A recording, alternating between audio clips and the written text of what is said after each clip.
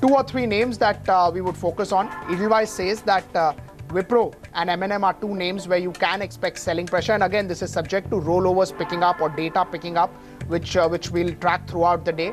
And Bharat Electronics is the one that they would be looking at on the buy side. So these are broadly the three names that we would probably look at, especially in the 230 factor. In the last 1 hour, they tend to generate a lot of interest. Let's welcome in our guest in the morning. So Gaurang Shah now joins us. Avinash Gorashkar also joins us. T.S. Harihar will be with us. And Amar Singh, Head Advisory at Angel Broking, is also joining us this morning. Gaurang, let me start with you. What are the picks that you have in the near term? So we've got three picks, two from Pharma, one from PSU Bank. Pharma is Glenmark and Lupin. Glenmark, we have a target of 1150, Lupin 2060. Union Bank of India, though the numbers were disappointing, stock went down to sub 130, recovered, target of 185. But these are medium to long term, and we believe that earnings visibility has to improve, then accordingly we'll revise the target.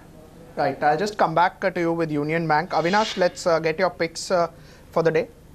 Yeah, I think Pankaj, within the housing finance space, we like India Bulls Housing Finance. We believe that not only the rate cut trigger, but in terms of the loan book growth and the asset quality, the company has maintained a very strong trajectory. So this is definitely a good investment call for the next 12 months.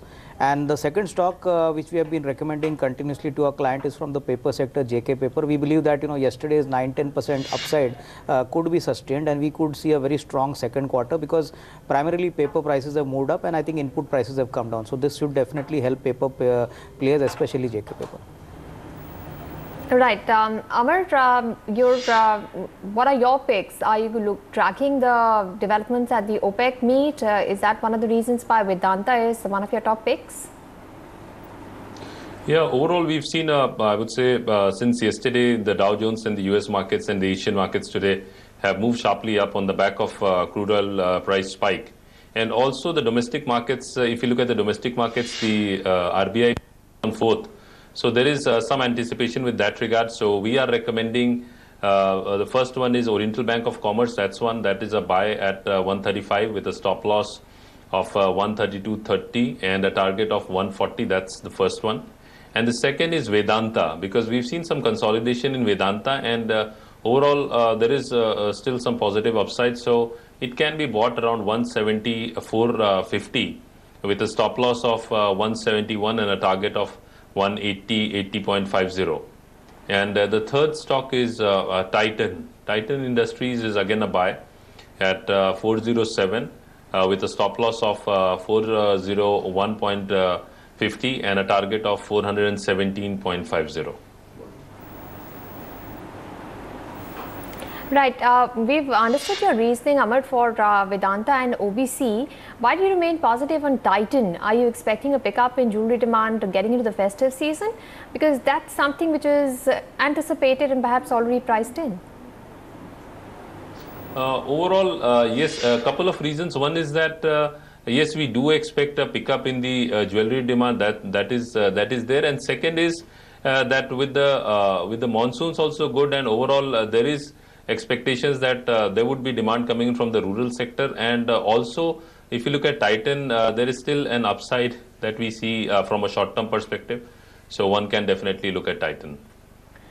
Right, Gaurang, the markets are going to be watching out for the new listing today, and this is quite crucial given that this is going to be the first listing of an insurance company. ICICI Prudential is expected to list today. And given the issue price, do you think most of the good news is already baked in? Is there anything left on the table for investors that want to come in now? Well, first of all, let me give a disclosure that we had come out with an IPO note on ICICI Pru, and we had given a subscribe recommendation, and this subscribe recommendation was not at all from listing gain point of view, but from a long-term point of view. And one thing we have to remember, papers like this, when they get listed, it is rather unfortunate that people look at listing gains. First 2 days were quite disappointing in terms of numbers of subscription. Last day we saw 10x subscription come through, and our sense is that there is tremendous opportunity for the sector to grow. There are a lot of people who are like we had unbanked, population, we have people who are not insured. And by and large, insurance as a product is only looked upon as a tax-haven instrument, which should change and which will change. Penetration is a great potential. There is scope of a lot of players to exist, large players to exist. And with that perspective in mind, we believe that it is prudent and it makes sense to have a long-term view rather than look at listing gains. If you ask me, well, I really don't think you will have any huge substantial listing gains. And whomever I have spoken to on the street have only bought into this paper from a long-term point of view. Gaurang, for a company like ICICI Pru, of course, it's a new listing in terms of a new sector getting listed. True. Do you think they'll have to, the next 2-3 results would be watched out before any major investment comes in? Whoever wanted to invest has probably tried to subscribe, but they'll have to prove themselves again. Something like what we have seen for how it changed for the banking space. Is that something which also insurance would have to assure investors with? It is only then that you will see attraction, Pankaj, and I think this is going to be one of the bellwether stocks in terms of giving you a direction of the market for this particular sector. And my sense is that as you see, other two big boys, news which is already out in public domain. You mean the HDFC? HDFC, exactly. As they also make progress towards getting themselves listed as far as their insurance business is concerned. My sense is that, like I said, there is huge potential. In terms of percentage, I think we are just 3 or 4% of the total population in terms of number of people getting insured. And the outlook has to change, the approach has to change. Most importantly, mis-selling has to stop. And you should, make a package of a product depending upon the needs of your customer, not depending upon how much brokerage you get. So I think if you have this clarity and if conscious is clear, then there is tremendous scope, and I believe that 2-3 quarters would definitely be watched as far as ICICI Pru is concerned to give you a direction in terms of where this sector is going and what is the success rate in terms of getting people insured.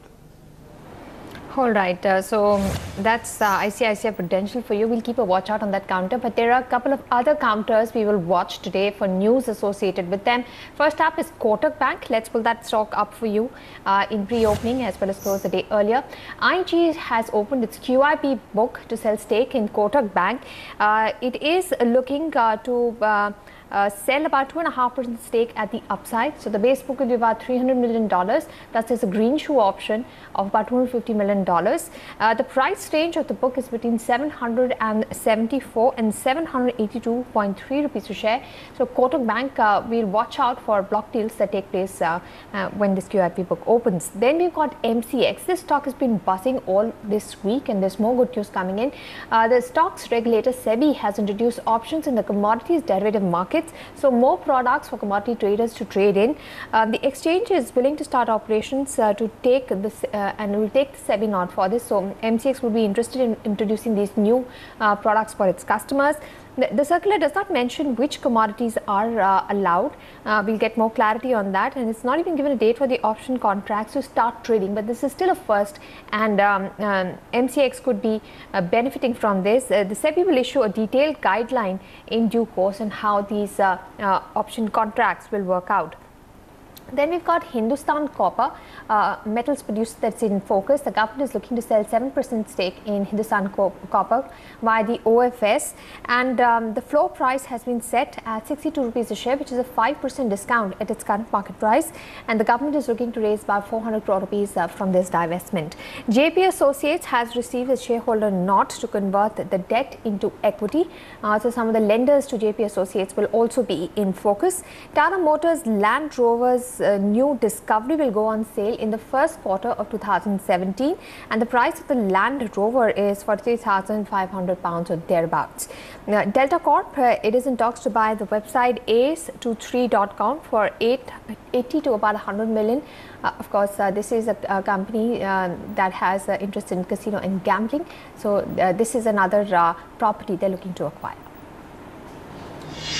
Anisha, we'll watch out for all these names and what essentially is the opening of these stocks. Avinash, MCX seems to be interesting. So every day we are getting some news flow which is taking the stock higher. It's already up 19% this week because of the introduction of options contract. You expect further buying?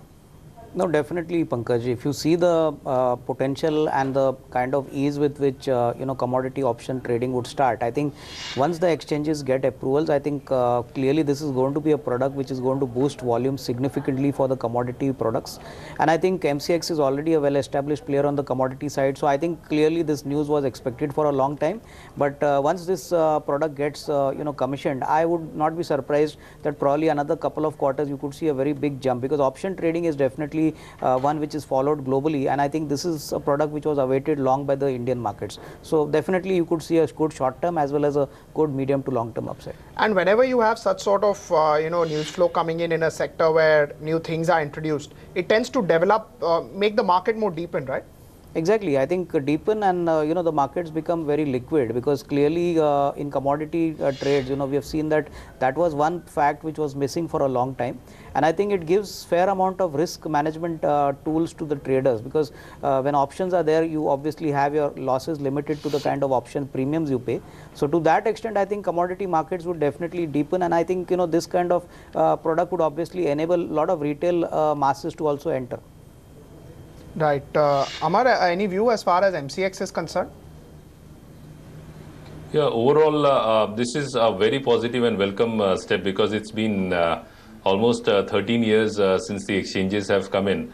But yes, it's a very positive step, definitely required, because futures is an instrument, but options, coming of options in commodities, that gives the hedgers, the traders, and also the type of market participants that are going to come into the market. That's going to, the level of sophistication and the type of participants would increase, and that would deepen the market, increase liquidity, and that definitely is going to be very good for the commodity markets per se. And in terms of getting more client base or clients increasing, is that something which will lead to better profitability?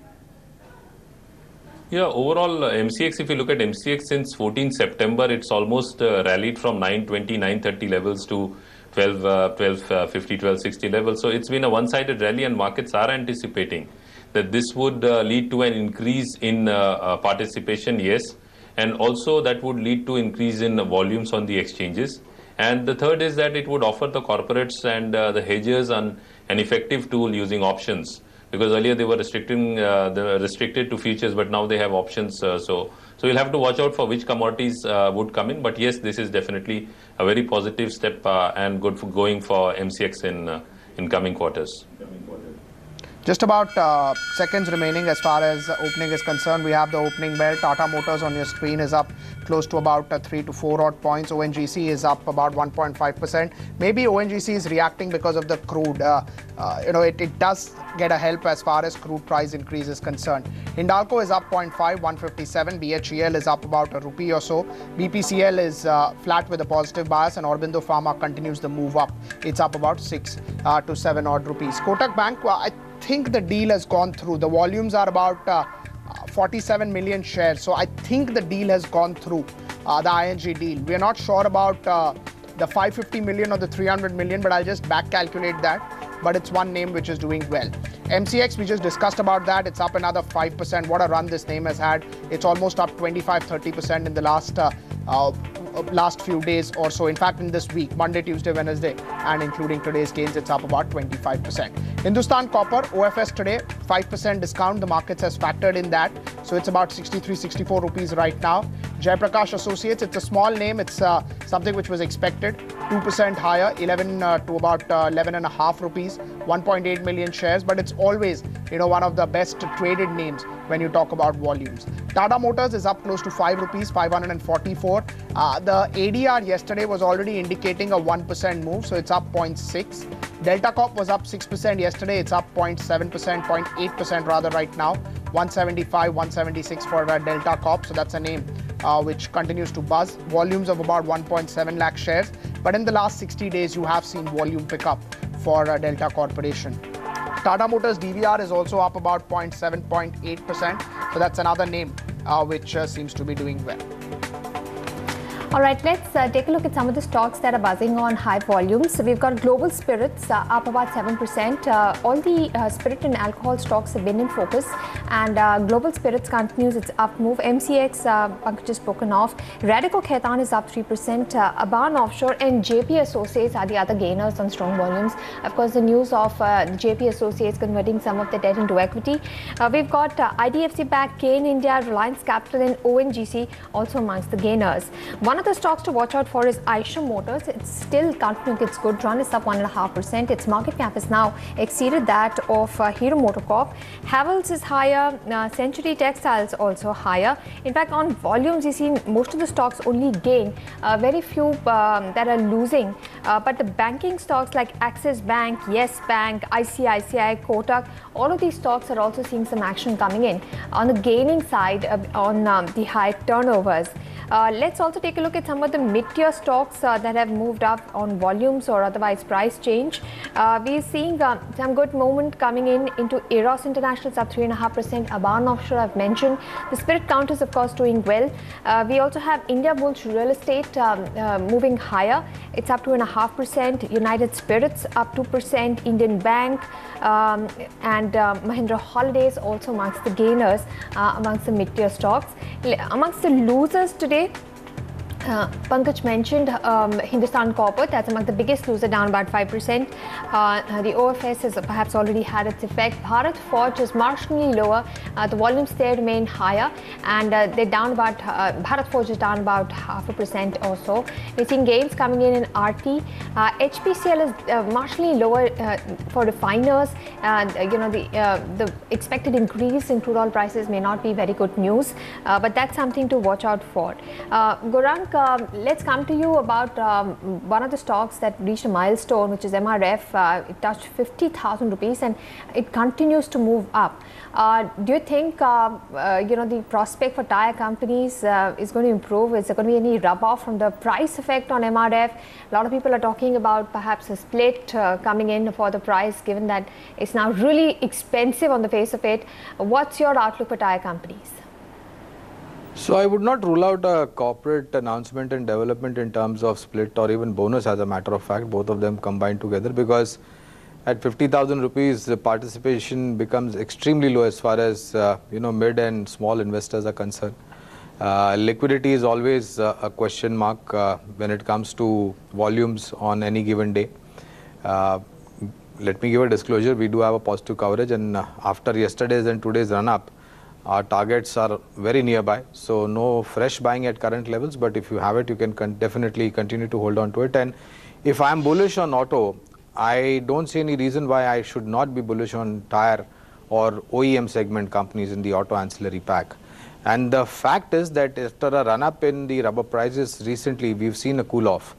And other than the new auto market, replacement market and export market is huge opportunity, not only for MRF but also for companies like Sept, JK Tyre and Apollo. And my sense is that if you have to manage your input cost, and if your core input cost in terms of rubber prices is lower, you continue to have the benefit of higher profit margins. And in terms of operational efficiency and abilities, I think MRF is one of the leader, and they will continue to do well. On fallback of this split and bonus amount announcement, well, I can't say our market, gossip, but if it comes through, I think it will be benefit. Right, Gaurang, so what's your pecking order, both in the auto sector and the tire space? Just give us the list, 1, 2, 3. Yeah, so on the auto four-wheeler, our preference is Tata Motors, followed by Maruti, then followed by M&M. On two-wheelers, preference is Hero MotoCorp, TVS Motors and Bajaj Auto. If your pockets are deep, Eicher Motors has also been outperforming since yesterday, and I believe it continues to do that. It has got plays both commercial vehicle as well as Royal Enfield motorcycles, that is two-wheelers, followed by Bajaj Auto. Pure commercial vehicle play, despite of the unfortunate correction in Ashok Leyland, close to 80-82, your downside is extremely protected. Numbers were not great, month-on-month numbers disappointed, and of course Hinduja Foundry merger also tracked the stock lower, but we don't see downside from current levels. Extremely limited opportunity over here, have a disclosure. On the auto ancillary side, like I said, MRF we have covered. Sept is the second one in the tire company.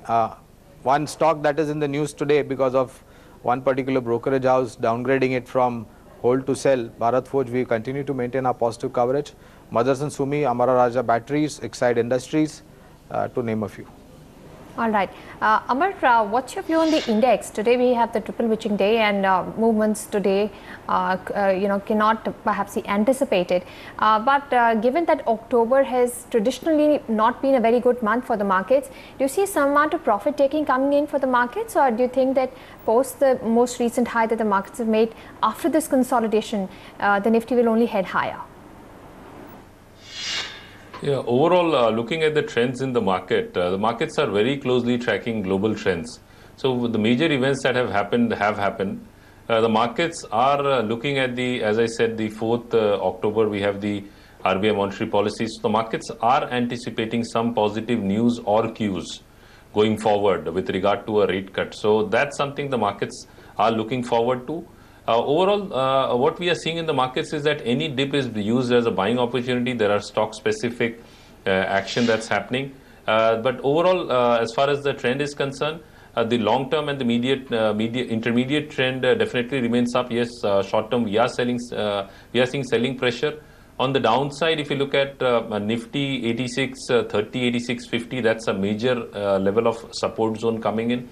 But till the time the market doesn't take out in the short term 88, 60, 70 and then 89, 70, to be precise 89, 68, which was the previous high, we see some consolidation and trading in the market. But yes, any dip should be used as a buying opportunity as long as 86.30 to 86.50 on the downside remains intact. Gaurang, we spoke about the insurance space. I just wanted to understand that, something like a Exide, which has insurance business, something like a SBI, which has a decent big size insurance business, will the market start to price in SOTP targets for them as well, or only when the unlocking happens, that's when markets would pay a full price for these ventures? Well, speculative premium will definitely go up because there is always a trigger of hiving off these businesses and listing as a separate entity, the way big boys are doing it.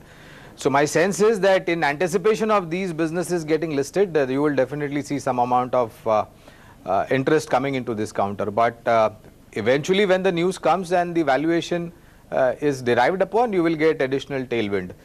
Then of course it will depend upon how you are able to scale up your business upwards to improve the earnings visibility and take it forward. So yes, there is always a trigger to follow these counters wherever you see insurance businesses existing.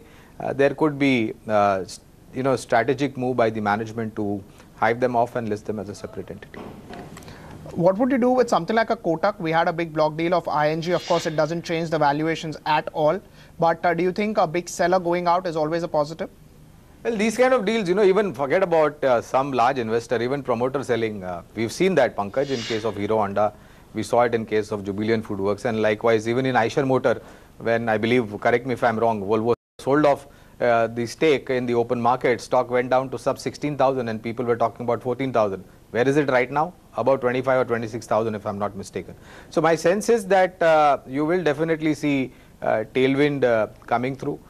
We have coverage on Kotak Bank and we believe rate cut like we just expect the next week credit policy. Hopes have gone up. Let's hope we do get at least a 25 bips rate cut. And I believe that the governor has also gone on record to say that inflation is no more a risk, growth is a concern. So if you have to push growth, you could possibly have expectation of a rate cut coming through. I believe 4th October is the credit policy. Right, next Tuesday that is. Avinash, what will be your view on Eicher Motors? We briefly discussed it with other guests, but at 26,500, do you think majority of the upside is factored in? Gaurang just mentioned that Hero would be one of his top picks. The market cap of Eicher is much more than Hero now. It's almost 3,000 crores higher. Well, I think clearly from a short-term perspective, if you take FY17 and FY18, Pankaj, the valuations seem to be quite fair now.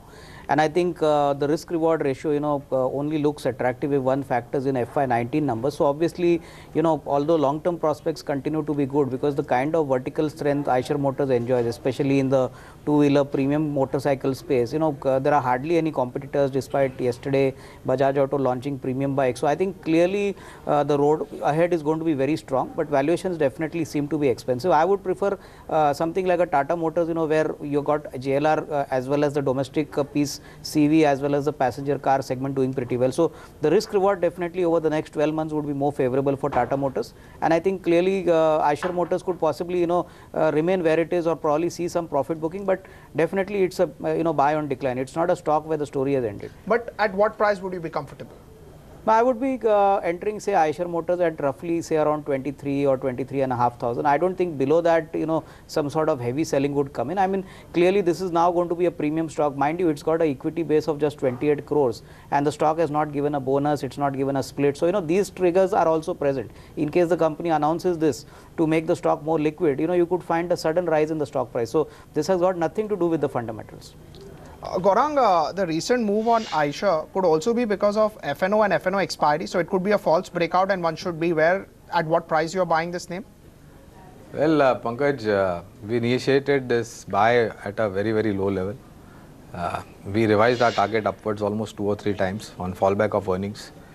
And this FNO, business is always short term and I am not capable to comment on that. But if you do get any nervousness, and as Avinash was mentioning, if you see it going sub 24,000 or closer to 23,000, use it as a opportunity and steal the stock.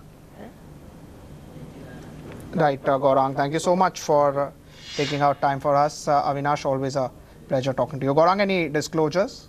Pankaj, all recommendations don't have any personal holding, but definitely it could be a part of our client's portfolio because recommendations would have gone.